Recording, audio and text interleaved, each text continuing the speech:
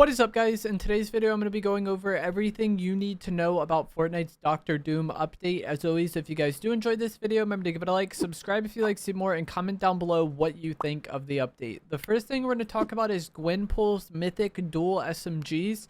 These are sold by the Gwenpool NPC outside Reckless Railway for 600 gold, and there is only one in stock. So there's only going to be one spawn of these mythic dual SMGs per match.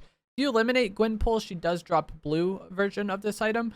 And compared to the legendary version of the dual SMGs, the mythic has one additional damage and a slightly faster reload speed. There's no change in fire rate. There's no attachments, obviously, because this weapon can't get attachments. And so if you really like the mythic, or if you really like the dual SMGs, then sure, you're going to like the mythic. It's just +1 damage.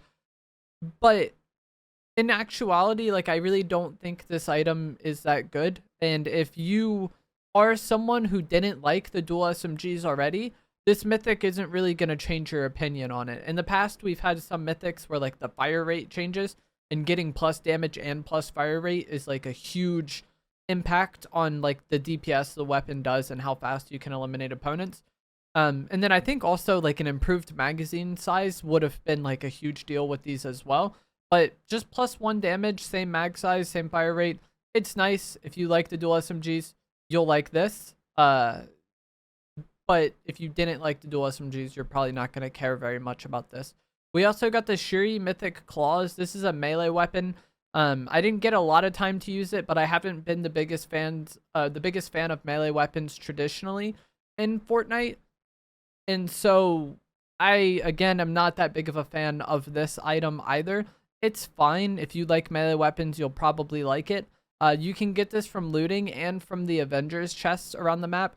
So this, in a way, does make it harder to get some of those other Marvel items, because like if you're opening the chests and like there's a new item taking up a slot, you might end up getting less jetpacks because of this. And then that's another reason why I don't really care for this item, is the fact that the jetpack exists this season.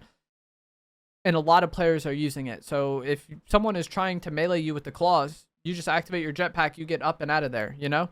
And they might get a few hits on you before you get away. But even in best case scenario for the claws, I feel like it's not that good. Ideally, probably fighting somebody indoors would be good for this weapon. But then you also run the risk of taking a lot of damage if they're shooting you with their shotgun. So like, I just don't really see much of a use case for this item, especially with how the game plays out this season and how like impactful the jetpack is on the game and how many people are using the jetpack. If a fight happens and the enemy is already jetpacking, you're not going to be able to use this on them. And then if they are on the ground, they're probably just going to start jetpacking when you hit them with it while shotgunning you or spraying you. And yeah, I just don't think it's the most practical item. If you really like the character, or you really like melee weapons, you'll probably like this. But I don't think it's nearly as impactful as like the Nitro gauntlets we had last season. Even the Hades chains, I didn't have as big of a problem dealing with the Hades chains as some other players, but I think the Shuri claws are probably worse than that too, just because of the meta that the game is currently in and how prevalent the jetpack is. EMP grenades were also added back in this update, surprisingly. I'm sure if you guys played last season, you're very well aware of the EMP grenades, but they do shield damage. I believe 80 shield damage to people who are in the radius affected by it. You can carry up to 6, and then they also do disable electronics like cars. And I saw people saying they disable the war machine items, so I thought maybe this would be a potential counter to the jetpack, although not a very good one. But I EMP'd someone today and they still just use their jetpack. So it doesn't disable the jetpack. I think it just disables the auto turret, which could maybe be useful. But again, like I talked about with the claws, there's so many people jetpacking around right now that it's going to be inconvenient to use these EMP grenades. If they're on the ground, then you could jetpack up and throw it down on them, or shockwave up and throw it down on them.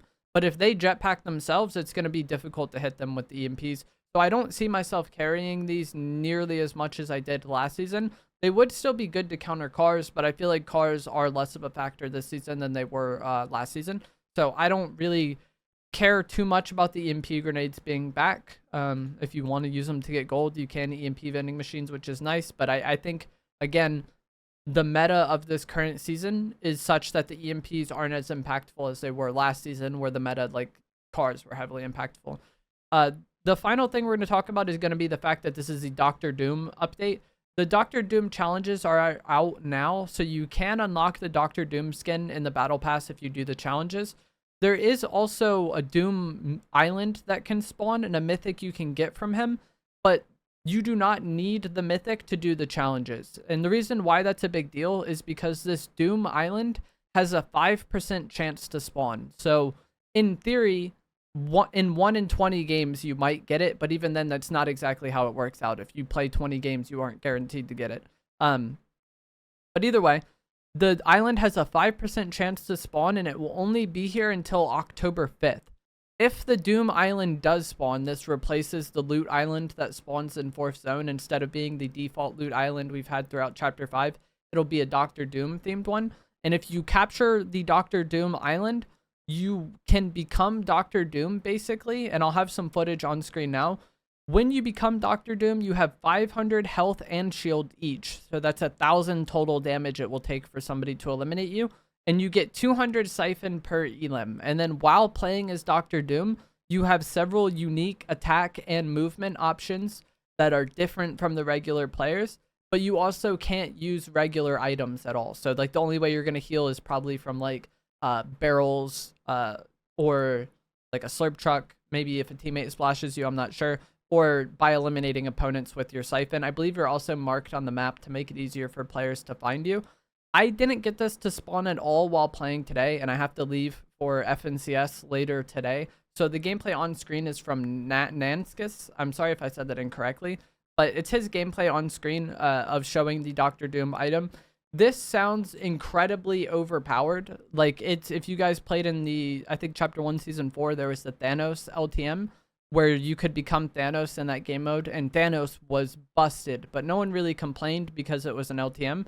This Dr. Doom item sounds incredibly overpowered, but I guess the way they balanced it is that it's only 1 per game, which is nice, but also it's a very small chance that you'll be in a game where it actually happens, because not only do you have to make it to 4th Zone to like for the chance for the island to spawn, it then has to end up being the Dr. Doom island, and then somebody has to capture it as well to get it. So it sounds busted. As of right now, the spawn rate is really low, and this only goes until October 5th. I wouldn't be surprised if there's a world where Epic increases the spawn rate of this at some point, or like as we get closer to October 5th.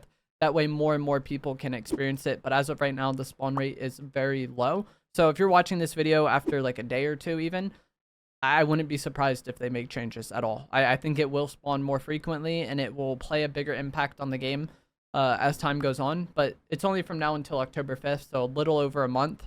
When it does spawn, like if you're in a game and you see that the Dr. Doom island spawned, I would heavily prioritize like trying to fight that and control that. So either no one becomes Dr. Doom or you become Dr. Doom. Like playing against it sounds rough. So I think it's probably better to take those island fights and try to stop someone before they get it, rather than letting them get it and become Dr. Doom. But that is going to be it for this video and this update.